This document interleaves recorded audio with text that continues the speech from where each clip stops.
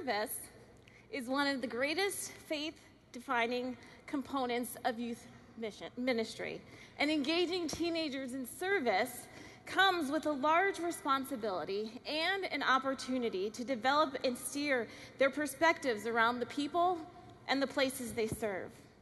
Over the past 24 years, YouthWorks has worked with thousands of churches and their students and partnered with nearly 100 communities around the United States. We've been learning what it looks like to set up experiences where students can engage in service in a respectful way. However, we've had to wrestle with and understand what it looks like, what being a youth missions organization actually means, because it feels like it comes with a tension. Because if we are all about teenagers, then are we really for the community? And if we're for the community, then are we actually for youth? Over the past 24 years, we've learned why youth missions must be about both, and why it's truly youth plus the community that creates a meaningful experience for teenagers, and an experience where the community feels honored and respected. We've had to reflect on our postures. We've walked into communities, and we've had to seek to learn, to hear the stories of the people before getting into the busyness of serving. As we look back, we found that sometimes we couldn't actually hear what the community was saying because our excitement to do something was getting in the way of doing what was actually needed. So our overzealous excitement around service was inhibiting us from actually listening. Here's an example. After several years of serving in a small town in Tennessee, we looked for affirmation that our presence was meaningful and that we were having an impact on the community. But the community was silent. We had not been invited to come. We had no friends, and more importantly, no community leaders giving us insight onto how we could partner with them. Some would use an illustration like this to describe what we were doing. It was like we showed up at a stranger's house, uninvited, expecting for them to host us. They graciously let us in because they were nice, and when we entered the house, we sat down, and we made ourselves at home, and then we started cleaning in their house, and we started putting things in order because we had a vision of how to make things better. But that wasn't the vision of the homeowner. After 4 years of serving in Tennessee, the people were still incredibly gracious hosts, but it was clear that we were leading ourselves and we were following our own vision.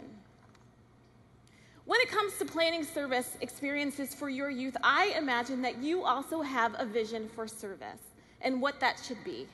But my question is not, do you have a vision? My question is, who is involved in the vision of where and how you do service?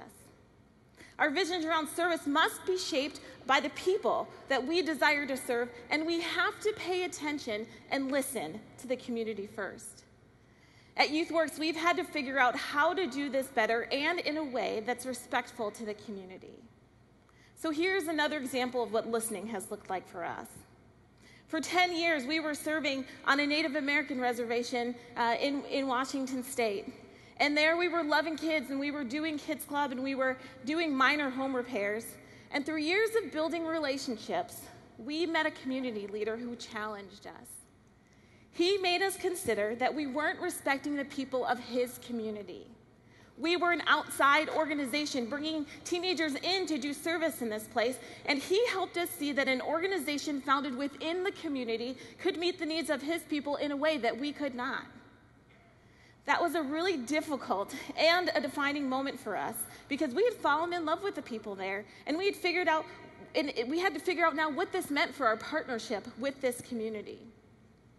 Well, in 2012, YouthWorks held a celebration for members of this reservation to express our gratitude and to say farewell, because it was clear that long before we arrived, a man had been given a passion and a love for his people, and he knew what was better for his community.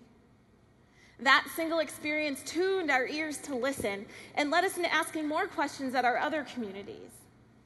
One final example. In St. Louis, at the end of each service day, YouthWorks students go to the local YMCA to use the showers. So picture this.